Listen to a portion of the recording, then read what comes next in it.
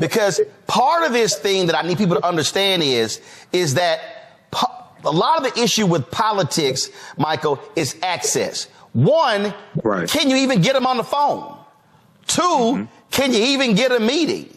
Three, can you get a meeting to make demands?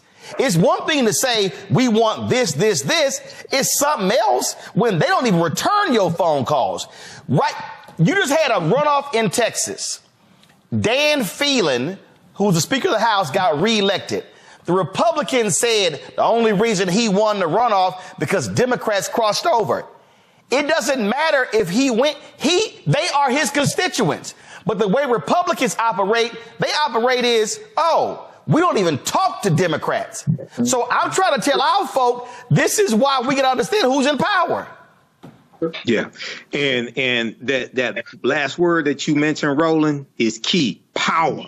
And this is what I've explained a number of times on this show.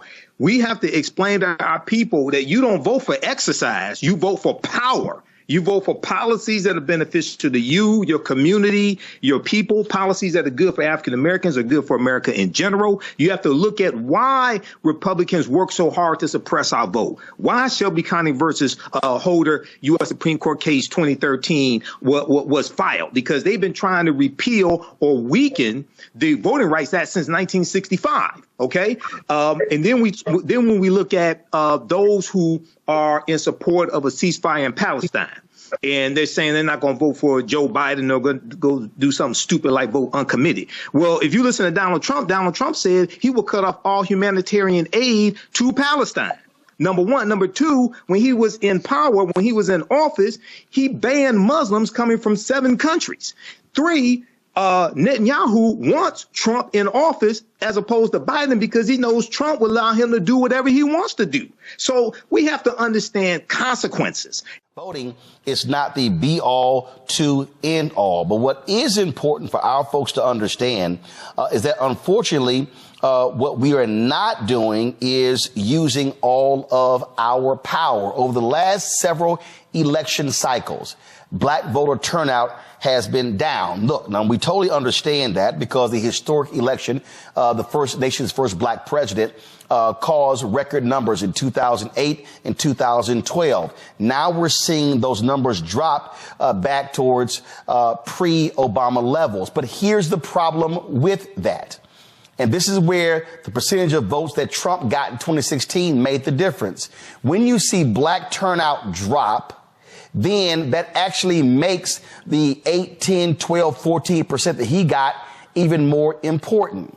We're seeing right now, of course, a lot of these white polls talking about he's going to get 20, 23%. None of the black polls show that.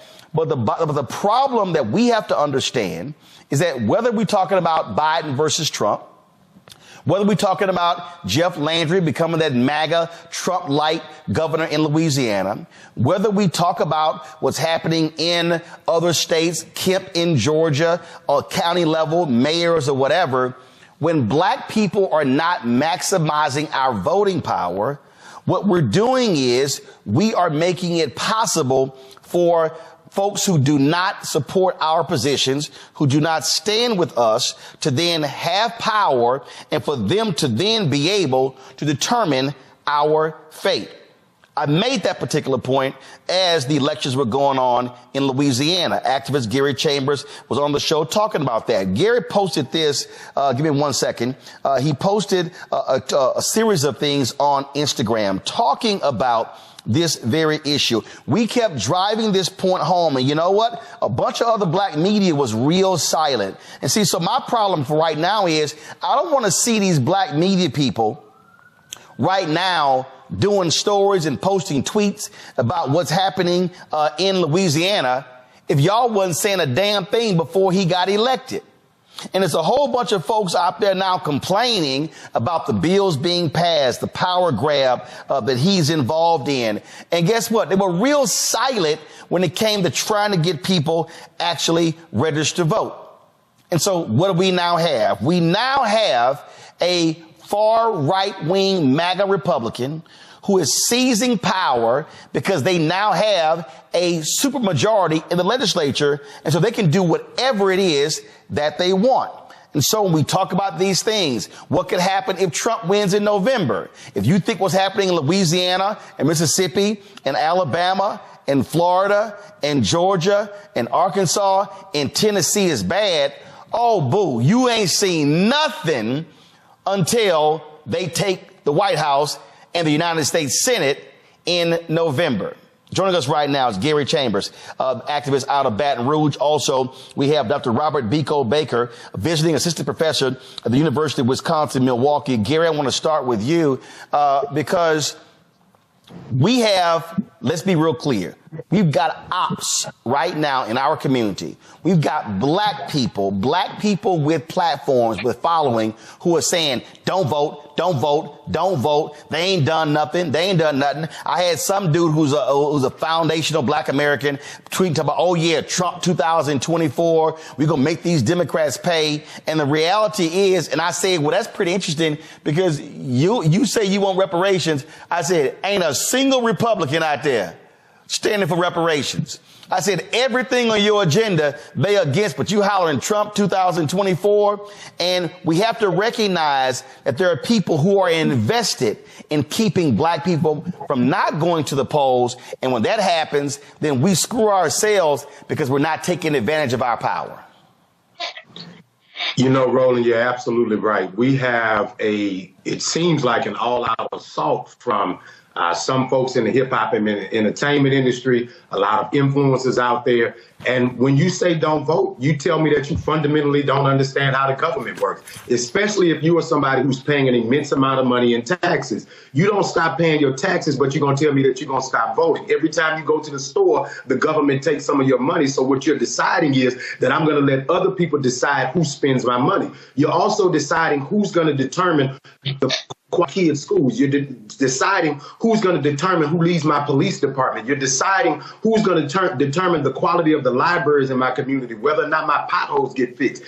There are people who have the privilege of being single issue voters. I understand the terrible genocide that is taking place in Gaza. And there's a lot of folks who are saying, well, I can't vote because President Biden is leading this effort in Gaza as far as the funding goes. Here's the reality. America has never not been bombing other countries. The reality is you just didn't know about it because you weren't tuned into what was taking place with the government that you've been funding. And so now that you're aware, not participating is not the pathway. You can't change the funding if you don't vote for the members of Congress. You can't change the funding if you don't vote for the United States senators. The president of the United States is not the only thing on the ballot. And you're short-sighted, I almost cuss, simple-minded individual if you believe that not voting for the president is hurting anybody other than you. You are hurting yourself when you don't participate in the process because you're allowing your enemies to decide who's at the table, deciding what's on the menu. I have never been in love with the party. I've never been in love with a politician, but I have been in love with black people. And for me, when I look at civil rights, for me, when I look at voting rights, for me, when I look at black investment in black businesses, when I look at investment in black colleges, in fact, there was some fool on Twitter today, I might find it, who actually put out a tweet with a screen grab of the American Rescue Plan saying, see what happened when we voted, because it showed $2.7 billion going to HBCUs, but $11 billion going to Hispanic serving institutions. But this person was too stupid to realize that a Hispanic serving institution is any university that has 25% or 20 or 25% more Hispanics. Texas A&M qualifies. PWIs qualifies. So this fool puts out information saying how, we lost out on funding. What he did not post was the $16 billion that HBCUs have gotten over the last 3 fiscal years. But that's sort of the nonsense that we see. And what these folks don't understand is, and it's crystal clear, these folks don't plan all of the money HBCUs have gotten, the student loan debt relief over the last 3 years. We talk about investments in black organizations. Also, not only that, under Trump, they were bundling contracts, so only large companies could compete for them. The Biden administration has been unbundling contracts so smaller businesses can qualify. None of that stuff happens if they are back in charge. That's just a fact. Amen. Amen. And when you look at what's happening across the country with community violence interruption, digital equity grants, infrastructure, you can see the Biden plan at work. And my main problem with the Biden administration, they did a very bad job telling the story. We all remember during the Obama administration, the signs, the stories, the influencers everywhere. Unfortunately, the Biden administration took a little bit too long to warm up. And I'll be honest with you, Robert. Obama was bad too. He had to come out and admit that we thought people were going to get it. And it was like, no, bro, you got to sell it. That first stimulus bill they passed, they didn't tell anybody, and he was getting nailed. And it was like, dude, you got to sell it. This is Democrats' problem. As Plies talked about, they don't know how to take credit for stuff. Right. Amen. I'm not going to debate. We can go back and revisit the Obama administration. There's a lot of things that we should have did differently, both as a community and he should have done as a brother. But he was better. He was a much better salesman. And they got a very difficult salesman at the top of the ticket. And I think that's why we need to get people like yourselves, out on the road in these battleground states really telling the story. This is a very clear issue.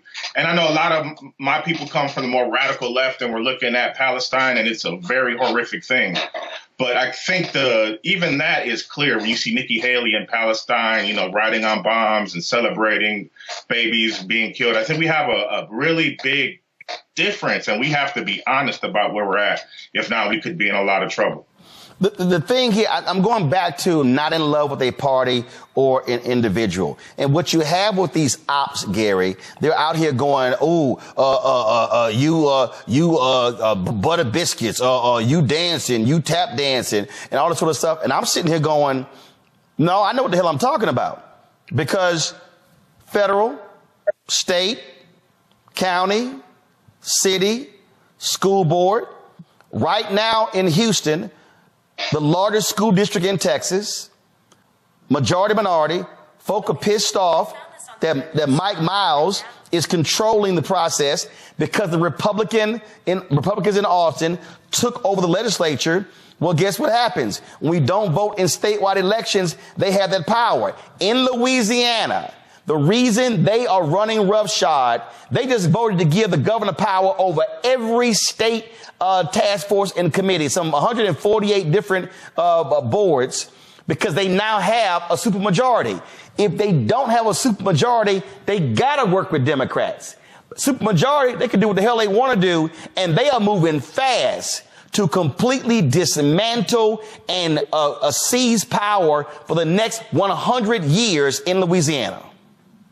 The reality, Roland, is because people don't understand the power that they have in their vote, not participating in the process is how Jeff Landry became the governor. This is a man who won an election with 30-something% of the people in the state showing up to vote. He won 50+% of that vote, which was about 19% of registered voters. 19% of registered voters is less than 20%. I think it's less than 15% of the total population of the state decided who the governor is because people just didn't go to vote. When you don't vote, you give other people permission to make decisions on your behalf. When you don't vote, you allow your enemies at the table for you. More importantly, you give the ability to say that everything that you are working for in your community is not of the same value as somebody else. If you don't understand the process, just say that. But don't sit here and say that people aren't doing anything. If you're frustrated with the speed of the process, just say that. But don't say that people aren't doing anything. I don't believe in blind loyalty, and I'm not one of the people that gets invited to the White House. So when I tell you to vote, I'm telling you to vote because you need to vote for yourself, for your kids, for your grandmama and them,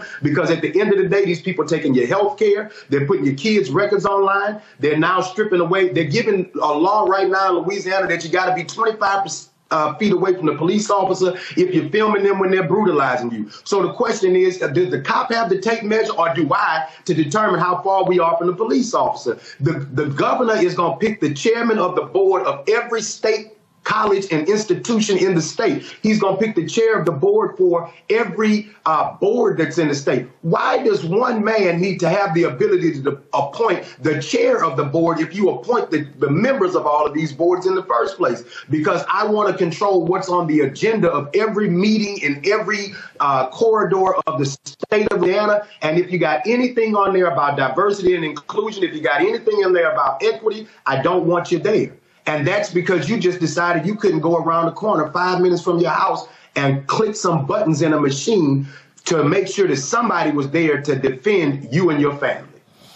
Here's the reason why this really jumped out at me, and that is when I look at various polling. Now, first of all, again, I understand a lot of these polls in terms of how some of these are. And so this was a story that was in the Hill. Share of Black Americans planning to vote drops. And it says fewer Black Americans are certain they will vote in this year's election than in 2020. Only 62% of Black voters say they are absolutely certain they will vote in November, which is a drop from 2020. Now, first of all, this is May.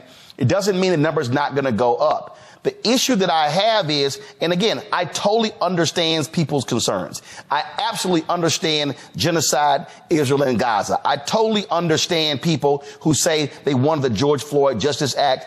They wanted voting rights legislation. I understand all of those things. But here's what I also know. Republicans, if they control the House, the Senate, and the White House, every single one of those 5 million Americans who got student loan debt relief, they're going to roll that back. I absolutely know, and it's guaranteed, Donald Trump has already said, y'all find me the soundbite, he has already said, oh, we're going to let cops do their jobs. We're going to grant them blanket immunity. That's going to happen. You have right now 10 patterns and practices investigations, Robert, with the Department of Justice against police departments. They have been putting prison wardens, jailers, corrections officers in prison for brutalizing inmates, many of them African American. They have been shutting down banks and others, redlining Black communities. None of those things will happen under a Trump Republican Department of Justice. And so if you're thinking about sitting on the couch, better understand you're going to be real pissed off when another Black man gets shot and killed by a cop and you don't have a federal investigation. You're going to be real pissed off when funding dries up for HBCUs. And then you're going to be like a lot of the Black folks in Louisiana complaining on social media when they could have did something about it. Man, I gotta say amen again twice in the same episode. And so, yesterday I was watching your old network, and Brother Tim Scott was on there talking about jobs and justice, and he was saying justice, getting rid of the FBI and Department of Justice, and it's mind blowing in the context of Shelby versus Holder and their gutting of the Voting Rights Act and what they've done to make it harder for people all across the country.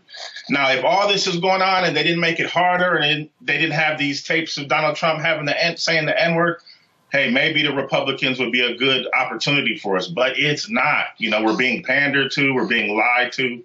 And unfortunately, the algorithms, Facebook and Instagram, they're lifting up people like Woe Vicky or King Garcia or academics, these bloggers who have absolutely no, relevance in the political sphere, and they're making their messages hit our youth. And so they're being confused. And even my own son, who's pretty smart, yesterday I said, you see, they got Trump. And he said, all politicians are like that.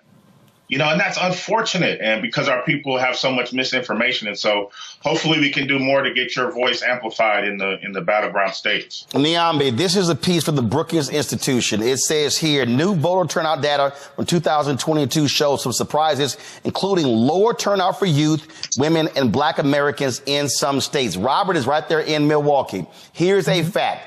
50,000 fewer people voted in Milwaukee in 2022 than 2018. If those 50,000 people in Milwaukee vote, and we know typically how they vote there, Mandela Barnes is a United States Senator and not MAGA Ron Johnson. Now, I've been real clear. Mandela Barnes ain't been happy with me. His campaign should have done more. His campaign didn't do what they were supposed to do. But what I'm saying to Black folks in Milwaukee, we can't wait on somebody's campaign. The fact of the matter is, Black folks in Milwaukee would have been better served with a Mandela Barnes as a U.S. Senator than a Ron Johnson as a United States Senator, because he was one of the January 6th co-conspirators. And I think you and your guests have been exactly right, Roland. This idea that we have to be in love with candidates or parties, we need to make practical choices, and we are all constrained, because the truth of the matter is, whether those 50,000 people show up or not, somebody is going to win this election. And to your point, it's probably not the person you want.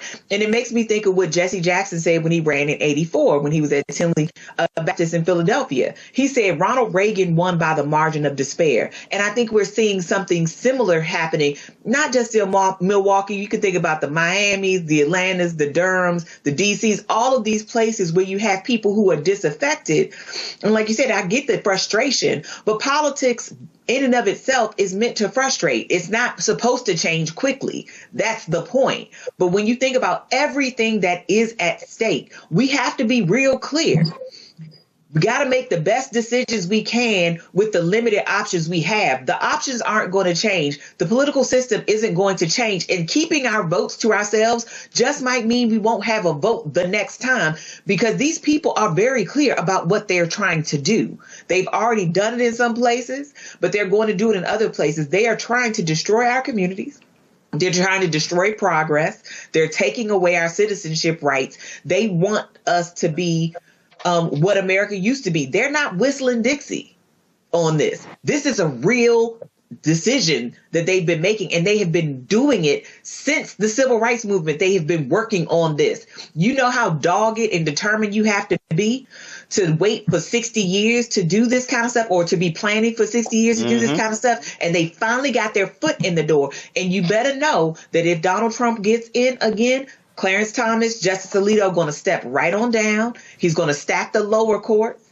And then we're not going to mention all of the departments that he said he wants to get destroyed. Then you got to think about the people that are coming into governor's offices, into city councils, into school boards, who want to restrict our education and keep us learning from Tulsa and all of these other things that are important to us. I mean, these people have a plan for what this life is going to be, and it does not include Black people's well-being. You know, it really drives me crazy, Jolanda, when I hear these dumbasses say, man, there's some scared tactics won't work for us. Earlier, you talked about that Trump wins, Republicans win, they will appoint 2 new Supreme Court justices. Alito and Thomas will step down. Yeah. But we already see what happened with the last 3. The reality is Biden Harris gets reelected, then they got to try to hold on, and they try to step down. Democrats get to appoint 2. You already got 3 progressive judges. That would give Democrats the majority on the Supreme Court. Now all of a sudden you're talking about changing laws.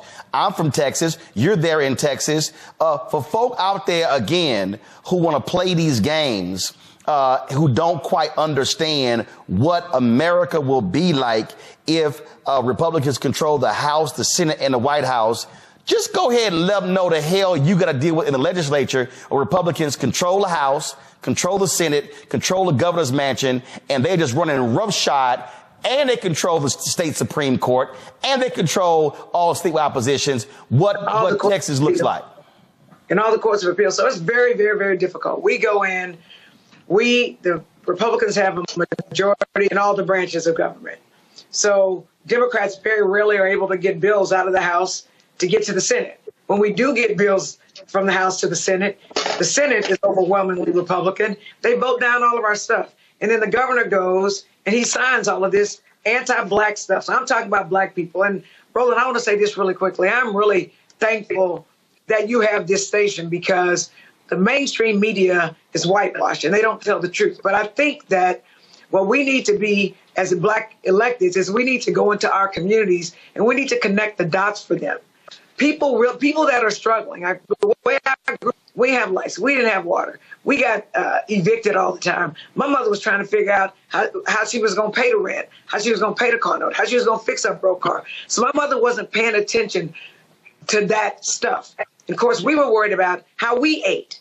So and also, Roland, there are digital divides. So some people who are poor don't have access to the internet. I say that to say this. When you're struggling, you're worried about the thing you can't pay or the thing that's keeping you down right now. We as elected officials have to go and we have to speak to people and connect the dots for them. Like, you're mad that they've taken over HISD. Well, we need to have more state representatives and more state senators and a governor who appreciate public education. So you can't miss that election.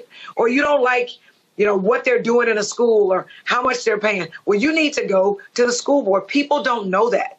And I'm ashamed to say that when I ran for office and when I was 37 years old, I'm about to be 59, but when I was 37, I didn't know there was early vote. So a lot of people don't vote early, Roland, because they don't know there's early vote. And I was a lawyer by then. So we that know the system, we've got to go talk to people. And we also need for local electeds to go and talk to the people because they're around us. But one thing I'll say, and let me be clear, I'm a Democrat and I'm voting Democratic, but I'm challenging the Democratic Party in Harris County and in Texas to do better by Black people. You were the only media initially who followed that the Harris County Democratic Party, led by white men, were trying to remove Black women from the ballot who are running for judge. So we can't get media to cover these stories. They don't want to do that. We've got the same problem here with Pride. Pride, which I happen to be the first openly gay person in the Texas legislature, it finally has Black people on it. Well, a white group is coming. They're trying to take Pride back. The mainstream media won't cover it. And so what I'm saying to you is the people that are in the trenches where they are need to go and explain to their constituents because we're proximate to them. We're close to them because some people are just struggling so hard. And I think that we have time, Roland. That's what I'm excited about. We have time. It's May. It's going to be June. So we can go out and we can make a commitment. The elected, but we have things that we can talk about. We can come to you. We know you'll talk about it. But it's way more complicated than we think, but we cannot speak over struggling people's heads. We've got to connect the dots for them. Otherwise, we are going to be apathetic and we're just tired. And the thing here, and I appreciate talking about in terms of the role of the show here, I love these fools. I love these fools. Man, you sitting here begging for the money. Guess what? Let me be real clear. The political advertising money that we got in 2020, that paid for the staff for the first 6 months of 2021 because advertising dropped. Mm-hmm. Mm-hmm. Now, all y'all fools who talking all this mess, Sinclair, right-wing Sinclair, after the 2022 election, announced they made $314 million off of political advertising. And for all y'all folk who run y'all miles talking about, man, you're trying to beg for dollars, understand this here.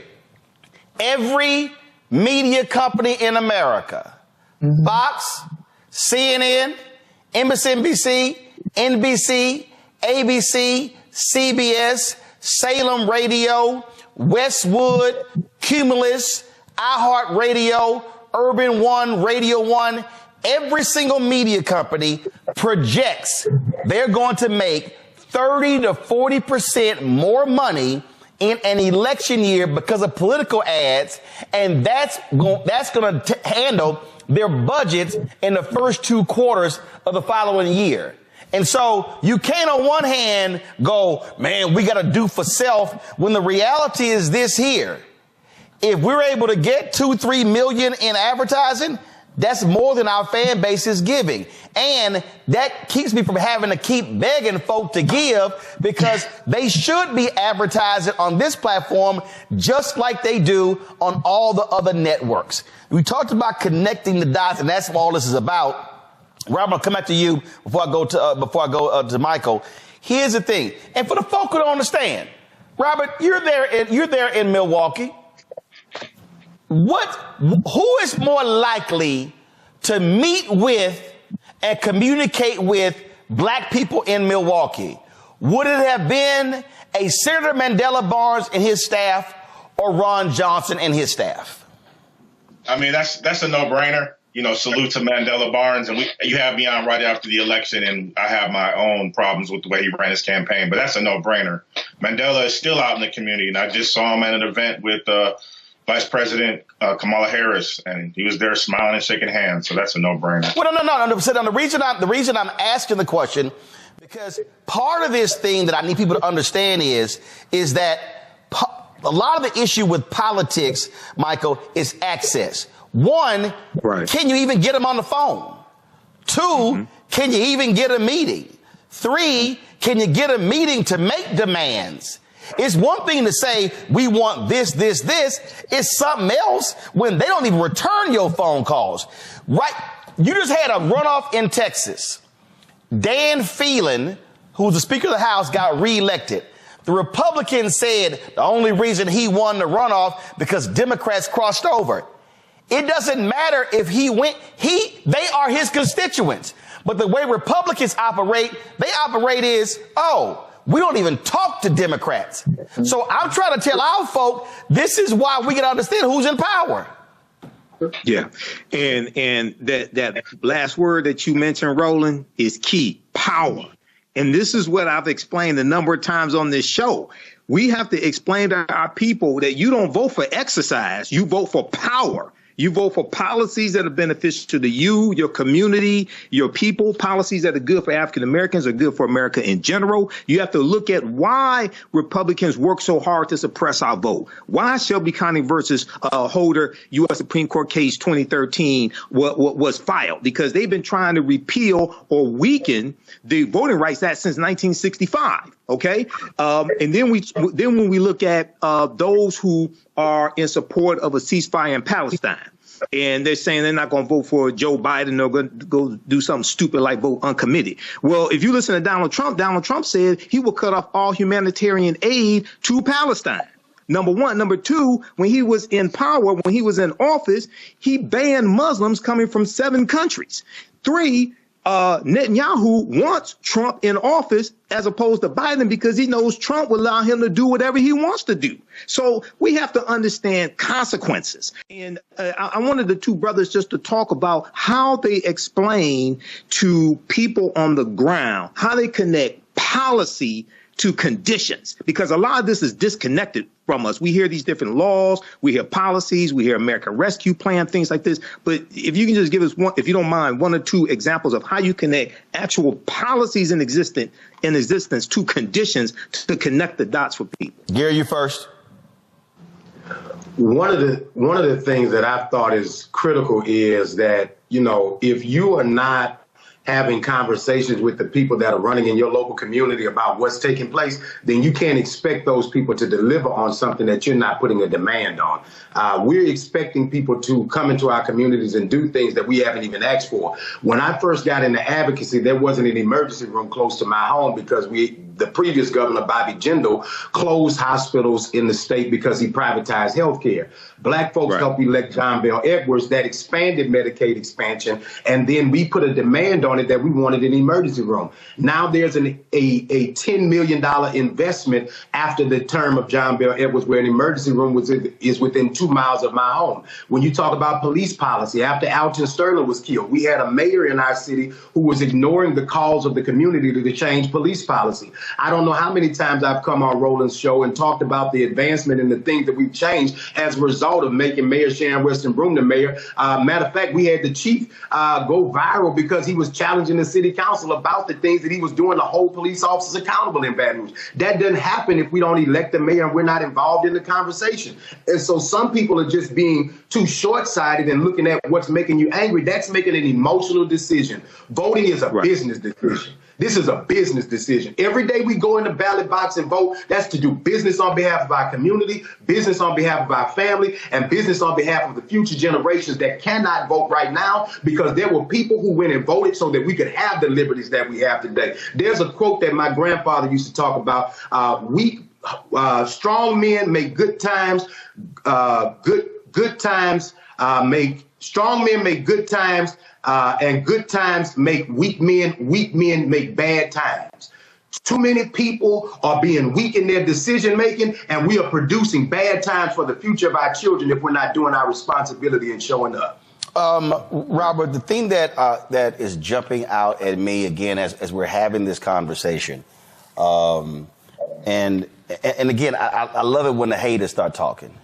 Because my parents are watching. So I had the opportunity as somebody who was 8, 9, 10, 11, 12, 13, all the way up to now I'm 55. To be able to see 2 folk who never went to college, two folk who never made more than $50,000 combined, worked with others to create a neighborhood civic club in Clinton Park in Houston. And I watched as these folk, a handful of people, most of them, none of them went to school, went to college, talk about what they wanted in their neighborhood. But here's what they had to then do.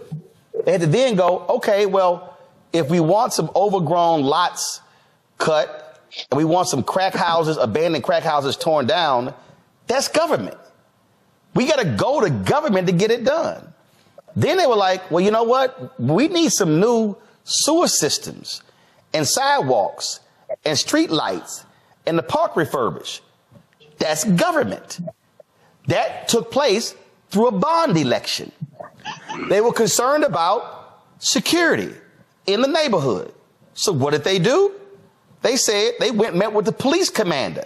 They didn't go yell to the city council person. Who was the commander over the area where we lived and knew him on a first name basis? I remember there was a little young white cop. My brother, he was at Texas A&M. He was a freshman. I was a senior at Jack Yates High School. And they stopped by our house from a choir event in Beaumont, and they were lying in the street. Well, the cop decided to come down, blaring his horn, tell them to move their cars, said a fire truck couldn't get down. It was crazy. So my dad was pissed off. And they called the commander, I need everybody listening, call the commander and had that cop come back to our house to apologize. That doesn't happen if you don't understand how government works. Now, imagine if my parents didn't vote. Imagine if the folk in the neighborhood club didn't vote. Ain't nobody taking their phone calls. Ain't nobody listening to them. And so part of the point about mobilizing and organizing is when a group of folks show up at your office and you have organized a civic club, the first thing a politician, city councilman, school board member, state representative, state senator, governor, member of Congress, U.S. senator, the first thing they think is these folk vote. And when voters show up, they get responses. But when all folk do is whine, complain, and never show up, that's when they ignore you. Man, what you're talking about, sir, is Black power, and we're living on the shoulders of giants. And unfortunately, many of us have integrated into this burning house and really have given up our Blackness. And what that does is allows us to be politically weak, so that because we don't have an agenda. And so many young people, what we're really talking about is a young thing, because the ops are in the young people's ear on social media so much. It's coming through so many channels, and I feel bad for them. But we're living on the shoulders of giants. And if our elders fought for this, why would we even think about giving it up? Because some guy went to prison? That's sort of insane. And I don't think that young people really think like that. They're funny, they're ironic. Unfortunately, we have to put our arms around our babies and really raise them up. Because if not, they are going to be deciding a future that they don't want. Robert Biko Baker, I appreciate it, brother. Hopefully, we will get the resources needed. And I hope to bring the show to Milwaukee, to broadcast from there, to do a town hall. Trust me, it's on my list. My goal is to go to Milwaukee, is to go to places in Michigan, go to places in North Carolina, go to places in Georgia, because to convene, do the show, but to have these mini town halls, if you will, hearing from the people, because I keep telling everybody, and this ain't hating against nobody, ain't no other Black-owned media outlet doing this. Come on now, we need you. Just let folks know that. So, Robert, I appreciate it. Thank you so very much. Niambe, I want to go back to you. This is the thing. Gary, stay right there. Niambe, the thing why this is so important is because I believe, and I have said this numerous times, I've said this to the Biden campaign, I've said this to Senator Chuck Schumer, I've said to all these folk, that I believe, and I said this last year. First of all, I said that Biden-Harris should have started re-election the day after the inauguration. That was one. Absolutely. So I think they started too damn late.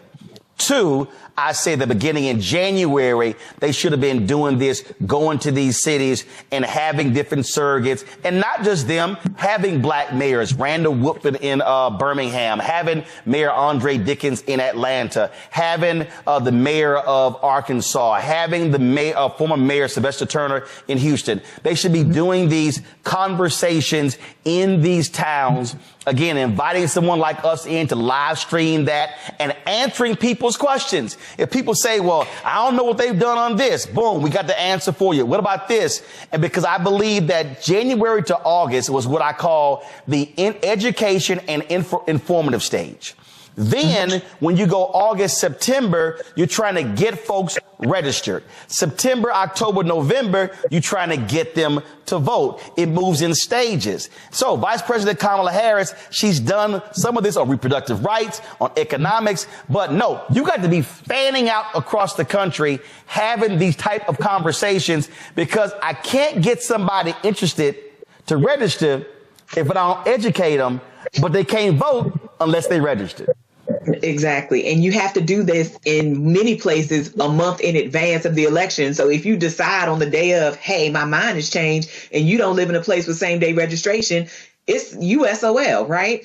So I think you're exactly right. And I feel like it's a little bit of Groundhog's Day, because I feel like we've had shades of this conversation before, which is part of the reason you feel some of this resentment in our communities. It's like you only come around when you need our votes. Where are you in the in-between time when the election isn't raging? How do you communicate to us? How do we know what you're doing? Even something in the mail to say, hey, this happened for you. Did you know? You know, if you're a homeowner and you just replaced your water heater, that you can get a tax, abatement for that. I mean, that's something real. That's something tangible. I had my student loans forgiven. I've known so many Black professional people who've had their student loans forgiven. Where's that conversation, right?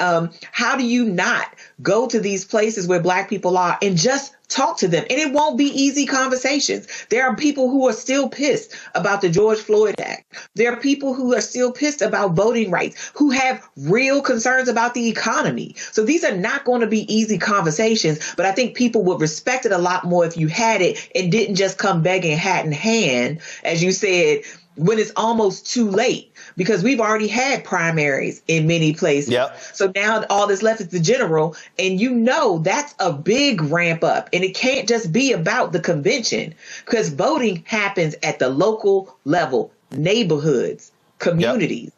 And these people seem to forget that Black people are like everybody else. We want to be courted. We want to be told we're pretty. We want to be told we're valuable, and we want to be shown that every day. And if you can't make policy happen because you have an obstructionist Congress like what you have right now, then you need to communicate that to people and tell us what you're doing to remedy that and get around it. This is the thing that jumps out at me, Gary, when we're talking about mobilizing and organizing and what has been done. And again, this is how I operate. I operate in facts. If Donald Trump and the Republicans poured $16 billion into HBCUs, I would be saying that's the largest investment in HBCUs ever. It's a fact, but it's not a fact. So when Senator Tim Scott goes on TV lying, what he does not say is that and they love touting this $250 million program, but first of all, Trump zeroed that out of his budget. It was Congresswoman Alma Adams who put it back in. That's how it got passed, and Trump takes credit for something his budget folk want to get rid of. That's a fact. If the Republicans had appointed 58 Black judges out of the 237 Trump appointed, I would be saying they appointed the most Black judges of any president in history. They didn't. Of the 237 judges Trump appointed, 4% of those judges were Black. Fact, Biden, Harris, they appointed 200 federal judges so far. Go to my iPad. 58 of them are Black. 37 Black women, 21 Black men, and every one of you punk-ass brothers out there who's been talking shit, oh, he appointed more Black women than Black men, that's because previous presidents appointed more Black men than Black women.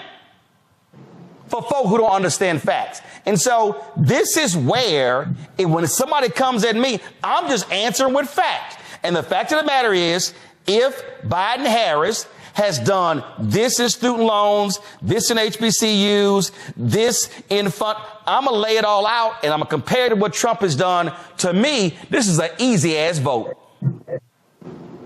It's not difficult at all. You know, you don't have to be a chief spokesperson for Joe Biden to do what's in your best interest. And I think that, you know, there's a host of things that we can complain about with the Biden administration, but we also have to be honest. When you look at the stabilization of what he did after COVID, because Donald Trump left us in a mess while a bunch of your grandmothers were sick or dead as a result of COVID and the pandemic, when you look at the ability to pass the infrastructure plan, the reality is government is like a big boat, not a speed ship, not a speedboat.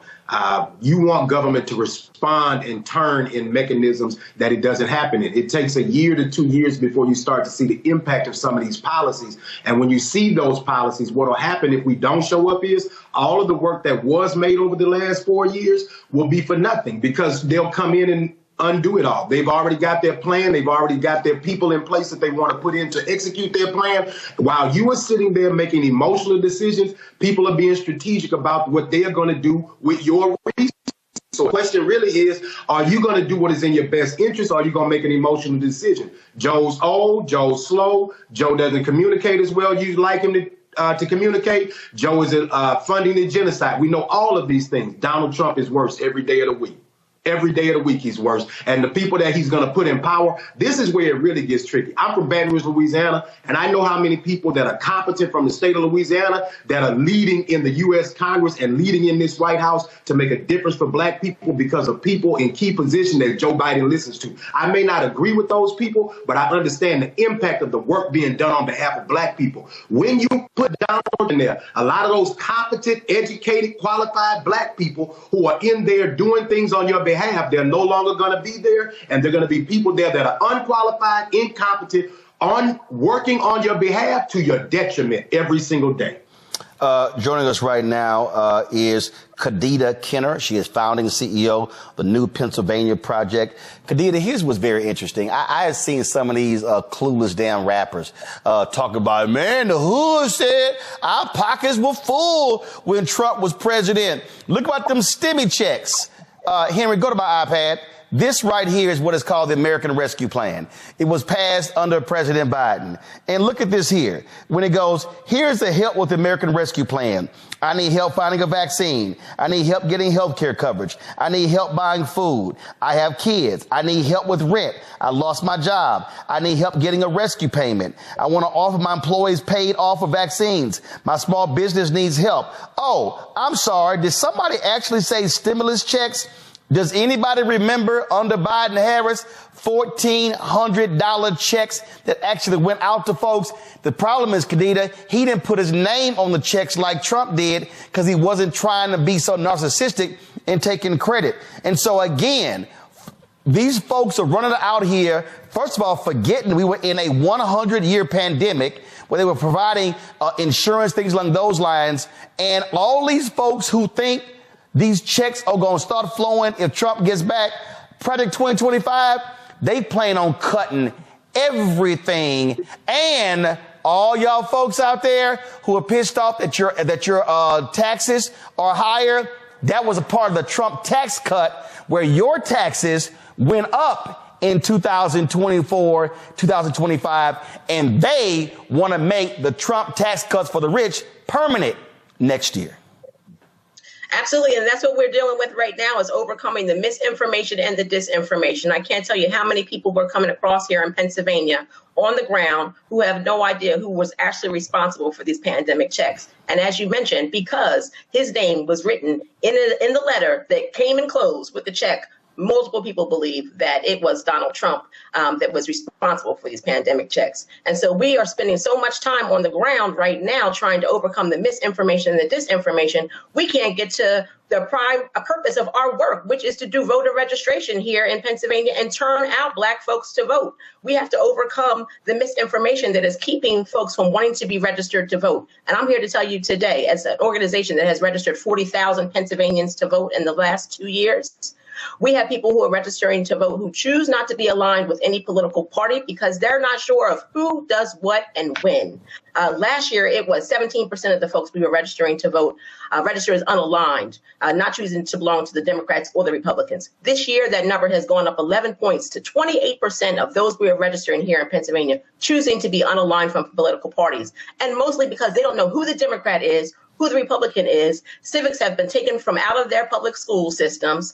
And so we're having to provide all of the civic education on the ground. At the same time, we're trying to get folks registered to vote and turn them out. And again, for all the folk who sitting there saying, man, you sitting there caping, no, I'm stating facts. These right here, what I'm about to read, are actual facts that were in the American Rescue Plan put forth by Biden Harris. American Rescue Plan increased the earned income tax credit from $543 to $1,502. That's almost $1,000. Also, those with children, they increased the child tax credit from $2,000 per child to $3,000 per child for children over the age of 6 and $3,600 for children under the age of 6. And they raised the age limit from 16 to 17. The plan also made more people eligible and increased the total credit to $4,000 for one qualifying individual and $8,000 for two more. Oh, remember the unemployment insurance? Republicans, remember Lindsey Graham? They stopped the increasing unemployment insurance in South Carolina. The American Rescue Plan extended unemployment benefits until September 6th with a weekly supplement benefit of $300 on top of the regular $400. And the first $10,200 of unemployment benefits were tax-free for people with incomes less than $150,000. Kadida, the last point is this here. John Hope Bryant was on our show. He also reminded people the earned income tax credit is retroactive. So if you forgot to actually get it, you can go back and get it applied to your taxes. None of that happened because of Republicans. So for the folk who say, man, our pockets have been empty with Biden, y'all sure wasn't hell complaining about that money. Absolutely, they were not. And there's so much more that this administration has done. If you think about the last 30 years, this administration has helped to put forward more Black entrepreneurs than any other administration in the last 3 decades. There's 2.6 million more jobs for Black folks in this time. And so if we are trying to actually, as the previous speakers mentioned, this is voting is a business decision. This is absolutely a business decision for you and your family. And if you are trying to put more money in your pockets and not allow for your tax dollars to go to the rich and those who are highly favored by the Republican Party, then you need to make sure that you are casting your ballot this November or before, if you can do that. This is the last round of questions and answers before I got to go to my final guest. So, Jolanda, I'm going to go to you first. We're talking about Black turnout. 1983, 85% of all eligible Black people voted for Harold Washington to become the first Black mayor of Chicago. The white racists in Chicago supported the Republican candidate in a hardcore Democratic city because they didn't want to see a Black man win. If 85% of all eligible Black people voted, I don't know who the hell the other 15% were. He doesn't become mayor unless they vote. Andrew Young said at the Alpha Public Program last year at the convention in Dallas that I moderated the conversation, when he ran for Congress, and it was in 72 or 74, he got 72% of all eligible Black people who were registered to vote voted. The facts are clear. If Black people vote at least 65, but let's say 70. If we vote 65 to 70% of our capacity, we can sweep elections. Because if they're going to be voting here and we vote here, that additional 20, 30, 50, 75, 100,000 votes, that's the difference between winning and losing. And so literally the power is in the hands of black people. Somebody on Twitter got mad 'cause I said yesterday, I don't care what white folks gonna do, Latinos gonna do, white women gonna do. What I'm saying to black people, if we literally use that ballot and vote our capacity, we can sweep races, whoever we want to win. Absolutely. Here, black people are the Democrats that determine who wins. So they determine which white person wins and which Hispanic person wins. People just don't understand that. And as I've said before, the world is run by those who show up. So it could be a city with 1 million people. If 500 people show up, then the majority of those people are going to decide what happens to us with the 1 million. And there's a reason why they are, the powers that be, Donald Trumps of the world, are suppressing our vote. And I will say this is black people. You hear people talking about all the time trying to get black people the right to vote if they lose it when they get elected. Here in Texas, if you are a convicted felon like Donald Trump, you literally do not have the right to vote. And if you are on paper, you do not have the right to vote. So in Texas, Donald Trump, if he lived in Texas, couldn't even vote for himself. And then you can't get a job, you can't get an apartment, you don't qualify for certain things. I don't think that we should let Donald Trump be able to do what we can't do. If we go to apply for a job and we have a felony on our record, if we go apply for an apartment and we have a felony on our record, we don't get stuff. So we need to try to do to Donald Trump what the system does to us, because that is what it was designed to do. But black people, we have the power. But I'm going to say this again, Roland. We've got to connect for people. Yes. People just don't know. They don't know Absolutely. that government are the ones who put the sidewalk around Kelly Courts, in Houston, which is a North Side Section 8 place. They don't understand that they put lights in Law Park in Sunnyside where they were dumping dead bodies and crime was taking place. They don't understand that. They don't understand like your parents did in Clinton Park. But I will tell you, politicians pay attention to two things. The first thing they pay attention to is people with money. Most of us don't have money like that. The second thing they pay attention to is what you said, Roland, and the other gentleman said. They pay attention to people who are organized and who vote. And guess what? So, votes trumps money. Absolutely. You know what? You're right. You know what? Because I will say this. People can contribute a lot to your campaign, but they can't vote for you. And I was literally talking to Representative Allen, and we're both representatives, and we're talking about people that had a whole bunch of money, like more money than us. And you know what we do? I literally went to Isaac Elementary School yesterday. I was the only elected official that showed up myself because they want extracurricular activities. They want a performing arts center. And they were so thankful that I showed up and that I listened to what they want. And I told them, I will try to help you get this performing arts center. Yep. That's what we have to do. So now they've connected this elected official to, we can get a performing arts center and we can learn ballet. There you go. Very simple things, right? And there that's you go. what we gotta do. And for everybody who's watching in Texas, before I let Yolanda go to my iPad, Henry. Folks, Texas has the largest number of eligible black voters in America at 2.9 million. 2.9 million. That's eligible black voters. I didn't say black population. That's eligible black voters. So, folks, if you do the math, and you talk about if you have 70% of black people in Texas, that's 2 million votes alone. 2.9. No, it's 2.9 million. I said, but if we vote at 70% of our capacity. Okay. Yeah. Now, here's the whole deal, y'all. Here's the whole deal. Let me see here. Ted Cruz, Beto ran against Cruz, and he ran against Abbott as well. Yeah, Ted Cruz beats Beto. I just want to see the vote total. Hold on one second.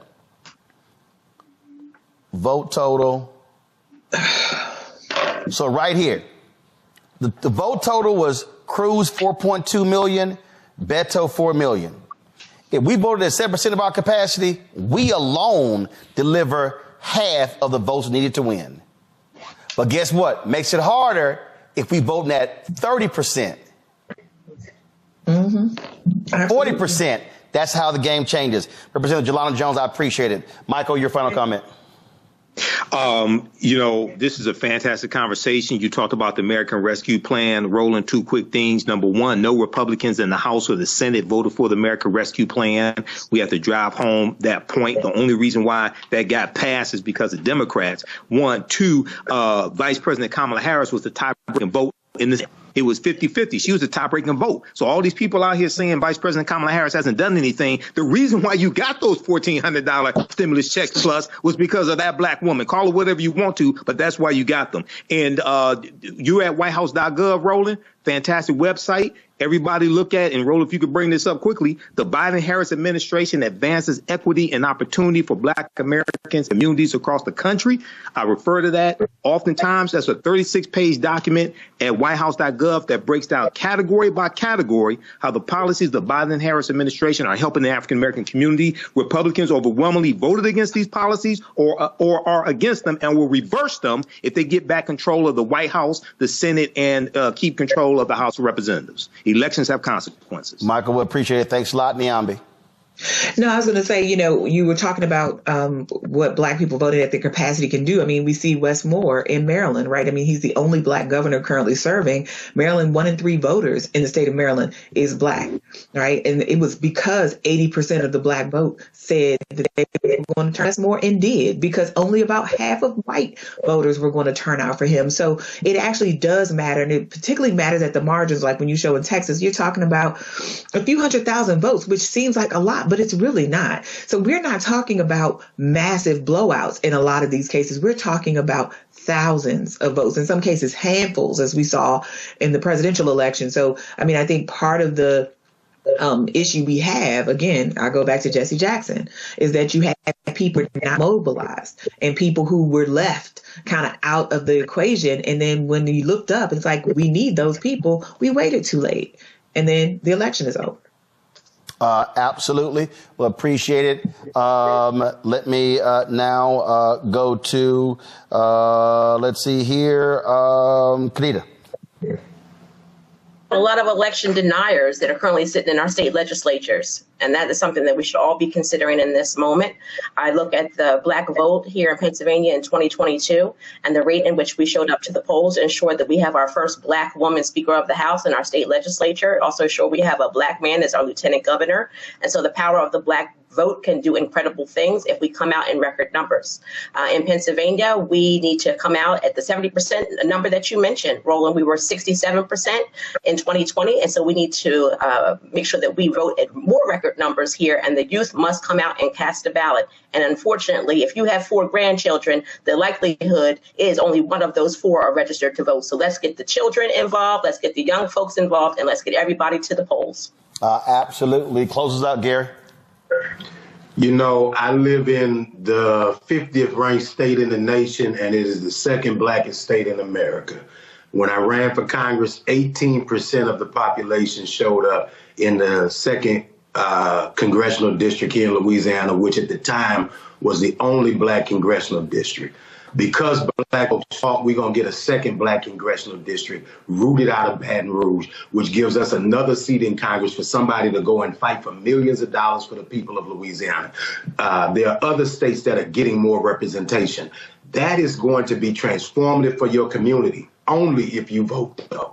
It doesn't happen because of osmosis. It doesn't happen because we hope it gets better, because we pray it gets better. Faith without works is dead, and faith ain't foolish. If you ain't getting off your tail and go do something, it's not going to happen. And for those of us who sacrifice from our families and go out there and do this work every day, you spit in our faces when you tell us you're not going to vote, because we sacrifice every day and go out here and do this work. And so if you appreciate the work that I do, if you appreciate the work that Roland does, if you appreciate the voices that you've heard and the things that we are consistently doing to advocate, don't spit in our face and tell us that you're not going to participate, because too many of us are out here every day doing things we don't have to do on your behalf for all of us. And all you got to do is go around the corner and cast a ballot. Do your part so that we can all do better. Absolutely. So just trying to let folk know, again, let me be very clear. What everybody here has said, this ain't about a party. This is not about an individual. This is not about who I'm in love with. This is not about somebody that excites me. This is not about somebody that gets me energized. This is about us. When you cast a ballot, you ain't just voting for you. You voting for your sons and daughters, your nieces and your nephews, your cousins, your aunts and your uncles, your mama and your daddy, your grandparents, your friends, sororities, sisters, fraternity brothers, church members. That's who you voting for. This is not a moment. And we've had now 4 consecutive elections, actually 5. We can go back to every election since 2012, and we have seen the black turnout drop. We've seen it drop. We see the numbers where voters 65 and older who are black, they say, oh, we voting. We see voters 55 to 64 saying, yeah, we're going to vote. But then when you go below 54, I don't know. I don't know. I'm going to stay on the couch. Yeah, I ain't feeling it. Yeah, you know, he too old. Yeah, I don't know. Niambe said it. Somebody gonna win. You can come up with every excuse you want to about the election, but let's be real clear. Somebody is going to be the president and the United States Senator from your state and the congressional member from your district and the governor from your state and the state senator and the state rep and the mayor and the city council member and the district attorney and the judge and the tax assessor. Somebody's going to win. And if you choose to sit at home, not a problem. I can guarantee you there's somebody else who's like, ooh, yes, them black folks, they sitting their asses at home. Oh, yes, we could win everything because they ain't voting.